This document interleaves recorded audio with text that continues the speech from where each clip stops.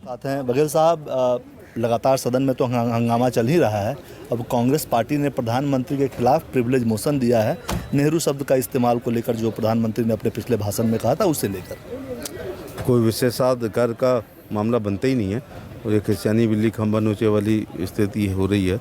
दूसरा, जो राहुल गांधी ने ब्रिटेन में, लंदन में, कैम्ब्रिज में जो जुडिशरी के खिलाफ बात की है, लोकतंत्र के खिलाफ बात की है, फौज के खिलाफ बात की है, पत्रकारों के खिलाफ बात की है और डेमोक्रेसी बचाने के लिए विदेशी शक्तियों को इंटरवीन करने को कहा है, इस सब से बचने के लिए ये इस प्रकार का ये इन्होंने मोशन दिया। लोकसभा में लगातार हंगामा भी जारी है, राहुल गांधी से माफ़ी मांगने की बात की जा रही है। राहुल गांधी कर रहे हैं, बोलने ही नहीं दे रहे, तो माफ़ी तो बात की बात है, पहले बोलूँगा, अपनी बात रखूँगा, फिर तो आगे बात होगी। माफ़ी मांगने के लिए सदन भी आवश्यक नहीं होता है।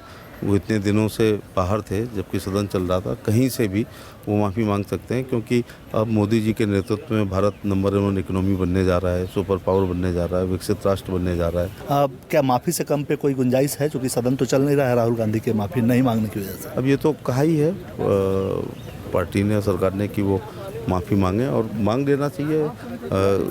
जब आहत हुए हैं देश के लोग, जो संवैधानिक संस्थाएं हैं, सीबीआई के बारे में उन्होंने कहा है, जुडिशरी को लेकर के कहा है, चुनाव आयोग को लेकर के कहा है, लोकतंत्र को कहा है, अपने माइक बंद करने को कहा है, जबकि ऐसा हुआ ही नहीं है।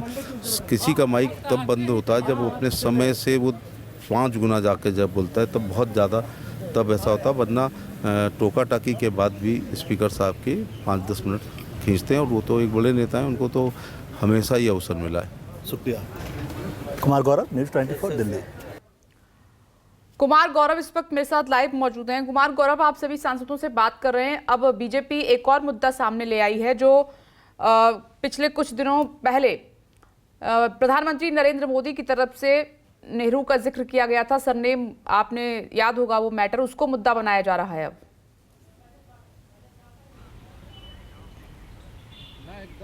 देखिए, बिल्कुल प्रधानमंत्री ने जो बयान दिया था, इससे पहले जब राष्ट्रपति के अभिभाषण पे धन्यवाद प्रस्ताव हो रहा था, राहुल गांधी के बयान के बाद प्रधानमंत्री ने भी बयान दिया था और वहाँ उन्होंने ये कहा था कि नेहरू सरनेम कोई क्यों नहीं लगाता, अगर वो इतने ही महान आदमी थे। तो कहीं ना कहीं कटाक्ष जरूर गांधी परिवार और कांग्रेस पार्टी के ऊपर ये था।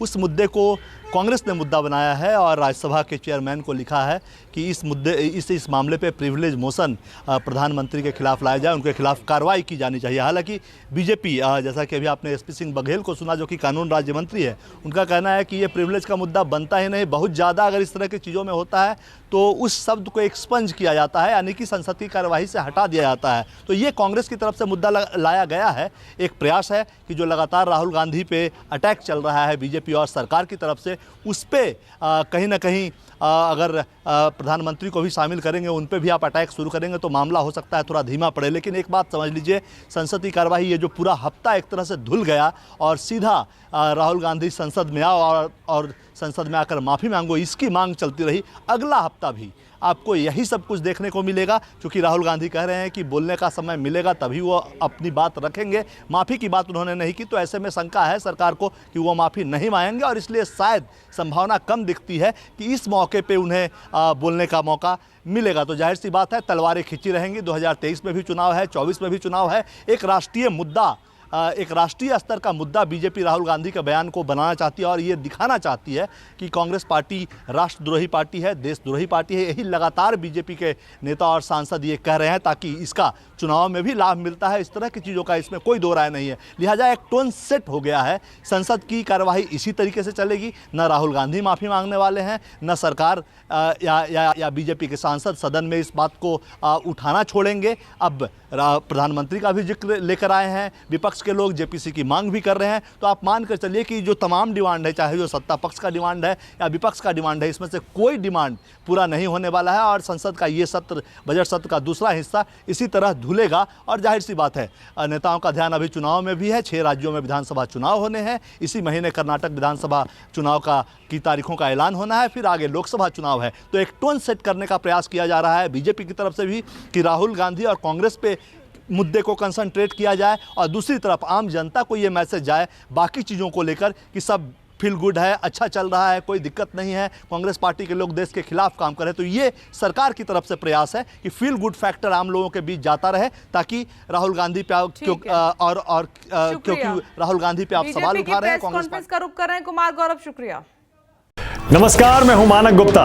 अगर आपको हमारा ये वीडियो पसंद आया हो तो इसे लाइक और शेयर जरूर करें, और हां, हमें सब्सक्राइब और फॉलो करना ना भूलें, ताकि आप देश और दुनिया की कोई खबर मिस ना करें।